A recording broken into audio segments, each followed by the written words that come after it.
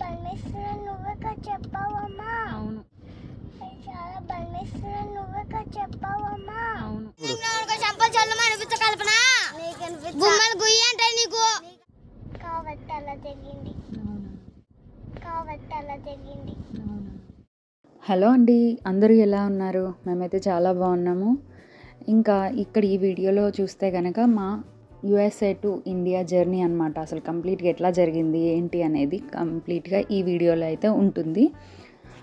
ఇంకా మేము luggage packing అంతా అయిపోయాక కార్లోకి షిఫ్ట్ చేసేసి ఇంకా స్టార్ట్ అయిపోయాము వాషింగ్టన్ డీసీ డాలస్ ఎయిర్పోర్ట్కి. సో సాది అప్పటికే ఫుల్ స్లీపీ మోడ్లో ఉండే అనమాట ఈవినింగ్ టైంలోనే. ఇంకా తొందరగానే రీచ్ అయిపోయాం. మా ఇంటి దగ్గర నుండి కూడా చాలా దగ్గర అనమాట ఈ ఎయిర్పోర్ట్. సో దీంట్లో వెరైటీ ఏముంది, అందరూ వెళ్తారు కదా అని అంటే జస్ట్ మా జర్నీని ఇందులో పోస్ట్ చేస్తున్నాము. అండ్ అలాగే నేను ఫస్ట్ టైం సింగిల్గా ట్రావెల్ చేయడము, లైక్ మా బేబీతో. తను టాడ్లర్ కదా, ఇప్పుడు 4 years old అనమాట. సో తనతో నేను ఫస్ట్ టైం ట్రావెల్ చేయడం ఫ్లైట్ జర్నీ అనేది. సో అందులో ఎలాంటి ఎక్స్పీరియన్సెస్ ఉన్నాయి, ఎలా జరిగింది అనేది మొత్తం కూడా ఈ వీడియోలో అయితే ఉంటుంది. ఇఫ్ ఇన్ కేస్ ఇందులో చెప్పే ఏవైనా టిప్స్ అయినా మీ పిల్లల కోసం ఏదైనా హెల్ప్ అయ్యి ఉండుంటే ట్రై చేసి చూడండి, హెల్ప్ అవుతాయని నేను కూడా అనుకుంటున్నా. సో ఫైనల్గా మేమైతే ఎయిర్పోర్ట్కి రీచ్ అయ్యాము. రీచ్ అవ్వగానే వెంటనే అక్కడ మనం ఏది బుక్ చేసుకున్నామో వాటి నేమ్స్తో ఉంటాయి, లైక్ ఎమిరేట్స్ అని, ఇతిహాద్ అని, ఎయిర్వేస్ అనేసి ఉంటుందన్నమాట. వాటి చెక్ ఇన్ దగ్గరికి మనం వెళ్ళాల్సి ఉంటుంది. సో మేము బుక్ చేసుకుంది అయితే ఇతిహాద్ ఎయిర్వేస్. ఇంకా అక్కడ దానికి కావాల్సిన చెక్ ఇన్ కోసము ఆ బ్యాగేజ్ వెయిట్స్ అన్నీ చూస్తారు కదా, చెక్ చేస్తారు కదా, అక్కడికి వెళ్ళామన్నమాట ఫస్ట్. సో అక్కడికి వెళ్ళి ఇంకా మా బ్యాగ్స్ అదంతా లగేజ్ మొత్తం కూడా వెయిట్స్ ఇస్తున్నాము. సాధ్య మాత్రం ఒక ఎల్లో బ్యాగ్ని అయితే పట్టుకొని, అది నా బ్యాగే, ఇది నేనే తీసుకొస్తానని చెప్తుంది, తనే హెల్ప్ చేసుకుంటాను అని.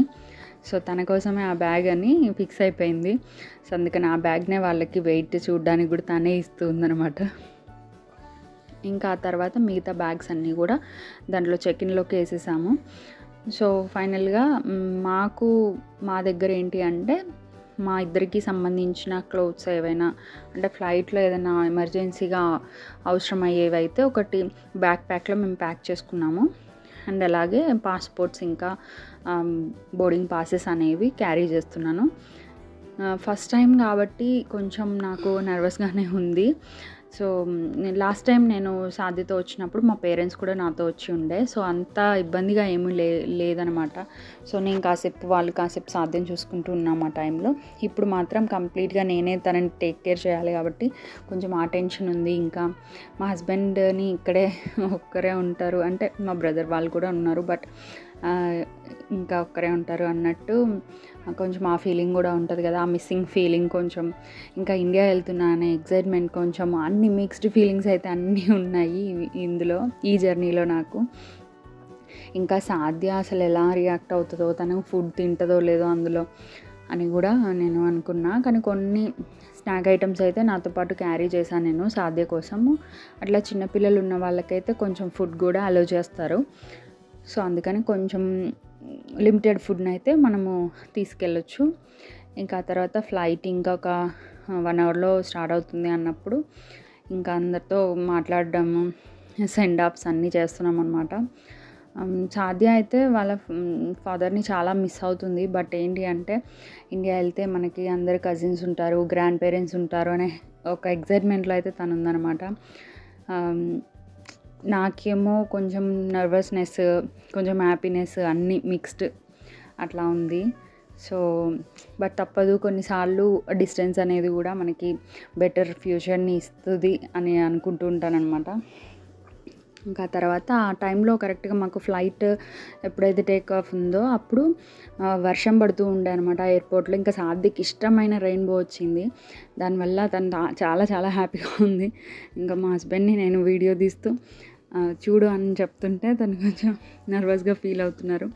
సో అట్లా కాసేపు మాట్లాడుకొని ఇంకా సెండ్ ఆఫ్స్ అవి ఇస్తూ ఉంది. అందరికీ హగ్స్ ఇచ్చింది సాధ్య, హగ్స్ అండ్ కిసెస్ తోటి అందరికీ సెండ్ ఆఫ్ ఇచ్చింది.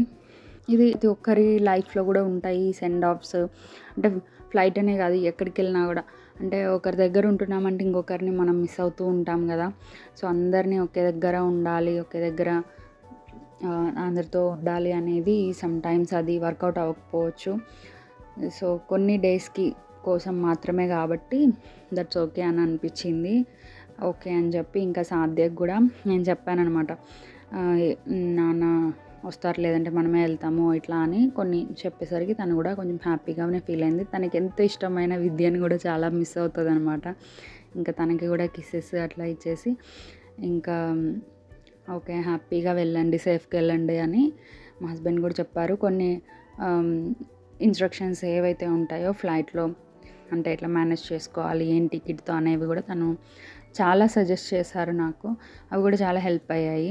ఇంకా నేను తనకు చెప్పాల్సినవన్నీ చెప్పడము, ఎట్లా అయినా కూడా ఒక ఆఫ్టర్ మ్యారేజ్ ఒక బాండ్ అనేది చాలా స్ట్రాంగ్గా కనెక్ట్ అవుతుంది. సో ఆ తర్వాత ఈ లాంగ్ డిస్టెన్స్ అనేది కొంచెం కష్టమే అని చెప్పొచ్చు. ఇంకా తర్వాత కంప్లీట్గా మాది చెక్ ఇన్ అయిపోయింది, బ్యాగేజెస్ అన్నీ కూడా ఇచ్చేసాము. జస్ట్ ఒక చిన్న బ్యాగ్ తీసుకొని మేమైతే స్టార్ట్ అయిపోయినాము. ఇంకా అందరికీ బాయ్ చెప్పేసి మేమిద్దరం స్టార్ట్ అయ్యాము. లాస్ట్లో మేము వస్తున్నప్పుడు విద్య అయితే చాలా ఏడ్చిందనమాట. మమ్మల్ని చూసి సాధ్య దగ్గరికి వెళ్తా అని చెప్పేసి ఏడుస్తుంది. ఇక్కడ మీరు చూడొచ్చు తను ఎంత ఎమోషనల్ అయిందంటే ఇంటికి వెళ్ళిన తర్వాత కూడా తను చాలా ఏడ్చిందంట. అంత మిస్ అవుతుంది, మనం కూడా వెళ్దామని వాళ్ళ మమ్మీ చేయి పట్టుకొని తీసుకెళ్ళు నన్ను అని అడుగుతూ ఉండే అనమాట. చాలా ఎమోషనల్గా అనిపించింది. కానీ ఏడవద్దు, ఏడిస్తే అందరూ చాలా బాధపడతారు అన్నట్టు కంట్రోల్ చేసుకుంటూ ఉన్నాము. ఇంకా అక్కడ నుండి అసలు ఫ్లైట్ జర్నీ ఎలా అనేది అక్కడ నుండి స్టార్ట్ అయిందనమాట. నాకు కొంచెం నర్వస్నెస్, కొంచెం టెన్షన్ తోటి ఎలా వెళ్ళాలి, ఎట్లా హ్యాండిల్ చేసుకోవాలి అనేది. లోపల కూడా చాలా మనము చేయాల్సినవి, తెలుసుకోవాల్సిన విషయాలు చాలా ఉంటాయి. జస్ట్ డైరెక్ట్గా వెళ్ళి ఫ్లైట్ ఎక్కడం ఉండదు కదా. సో లోపలికి వెళ్ళిన తర్వాత ఒక లాంజ్ అయితే ఉంటుంది మనకి, వెయిటింగ్ హాల్ లాగా. సో అక్కడ మనం ప్రాపర్ నంబర్ చూసుకొని వెళ్ళాలన్నమాట. మన ఫ్లైట్ ఎక్కడికి వస్తుంది ఏంటి అనేది చూసుకొని వెళ్ళాలి. సో అది వెళ్ళే ముందు ఇంకా మేము సాదే కొంచెం ఫుడ్ ఏమైనా కావాలని అడిగితే తను తీసుకొచ్చిన స్నాక్స్ కాకుండా నాకు పిజ్జా కావాలని అడిగింది. సో తనకి ఒక పిజ్జా కూడా కొనిచ్చేసి తిన్న తర్వాత తను కొంచెం కంఫర్టబుల్గా ఫీల్ అయిన తర్వాత ఇంకా ఫ్లైట్ అయితే వచ్చేసింది, అనౌన్స్మెంట్ వచ్చింది. ఇంక మేము స్టార్ట్ అయిపోయినాము. తను ఏమంటుందంటే ఏదో ఒక సీట్లో కూర్చుందాం, ఫ్రంట్ సీట్లో కూర్చుందాము అన్నట్టు అడుగుతుంది అనమాట. లేదు నాన్న, మనకి కొన్ని సీట్ నంబర్స్ అయితే ఇస్తారు, సో దాంట్లోనే కూర్చోవాలి మనం అని చెప్తే, అవును అలా కూర్చుంటారా అని అంటుంది. అంటే ఎక్కడైనా కూర్చోవచ్చు అని తను అనుకుంటుంది అనమాట. సో అట్లా వెళ్ళిన తర్వాత తనైతే చాలా ఎక్సైటెడ్ అనమాట. ఫస్ట్ అంటే ఆల్మోస్ట్ మేము జర్నీ చేసి ఆల్మోస్ట్ 1.5 year అయింది. కానీ ఇంకా తనకి చాలా గుర్తున్నాయి, తను ఫస్ట్ టైం ఫ్లైట్లో వచ్చినప్పుడు ఎట్లా ఉండేది ఏంటి అనేది. సో అవన్నీ మళ్ళీ ఒకసారి చూసేసరికి ఎక్సైట్మెంట్గా ఉండే. ఇంకా అక్కడ ఎక్కిన తర్వాత తను జనరల్గానే కొంచెం తినడం, పడుకోవడం అలా ఉంది. అసలు ఎలాంటి ఇబ్బంది లేదు సాధ్యతో. ఫుడ్ టైంకి ఫుడ్ తినేసింది, స్నాక్స్ తిన్నది, పడుకున్నది కంప్లీట్గా. ఇంకా ఇక్కడ మేము అబుదాబీలో దిగామన్నమాట. మిడిల్లో మా లేఅవుట్ వచ్చేసి అబుదాబీలో ఉంది. ఇంకా అక్కడ లాంజ్ అవి ఇచ్చారు మాకు. ఒక 2 hours 2 to 2.5 hours అనేది మాకు వెయిటింగ్ టైం ఉండే నెక్స్ట్ ఫ్లైట్కి. సో అది అబుదాబీ టు హైదరాబాద్ అనమాట. ఇంకా అక్కడ సాధ్య అయితే మనం తీసుకెళ్ళే టాయ్స్ని బట్టి కూడా టాడ్లర్స్ బాగా ఎంగేజ్ అవుతారు. లైక్ ఏమైనా బిల్డింగ్ బ్లాక్స్ అవ్వచ్చు, డ్రాయింగ్ స్కెచింగ్స్ అవ్వచ్చు, ఇలాంటివన్నీ కూడా చాలా బాగా ఎంజాయ్ చేస్తారు. వాళ్ళకి బోర్ అనిపించదు, హ్యాపీగా ఫీల్ అవుతారు. చిన్న చిన్న స్నాక్స్ లాంటివి కూడా ఈజీగా డైజెస్ట్ అయ్యేవి కూడా మనం తీసుకెళ్తే బెటరు. ఎందుకంటే మిడిల్లో మనము వెయిట్ చేసేటప్పుడు వాళ్ళు ఒకవేళ బయటికి అలౌ చేయకపోయినా వాటితోటి వాళ్ళు సర్వైవ్ అవ్వగలరు అనమాట. ఇంకా తర్వాత తను అట్లా డ్రాయింగ్ చేసి అట్లా కాసేపు ఒక 2 hours అనేది స్పెండ్ చేసాము. ఇంకా నెక్స్ట్ ఫ్లైట్ అయితే వచ్చేసింది. ఆ తర్వాత మళ్ళీ సేమ్ ఒక 1/2 hour 1 hourలో మళ్ళీ ఫుడ్ ఇచ్చారు. ఇంకా ఫుడ్ కూడా సాధ్య ఓకే బాగానే తీసుకుంటుంది అనమాట. మాకు ఫస్ట్ ఎక్కిన ఫ్లైట్ కంటే సెకండ్ ఎక్కిన ఫ్లైట్లోనే ఫుడ్ బాగా నచ్చింది. ఎందుకంటే ఫస్ట్ మేము నాన్ వెజ్ ఆర్డర్ చేసాము, అదంతా టేస్టీగా అనిపించలేదు. ఇంకా అందుకని సెకండ్ టైం ఎక్కినప్పుడు అయితే మేము కంప్లీట్గా వెజ్ ఆర్డర్ చేసుకున్నాము.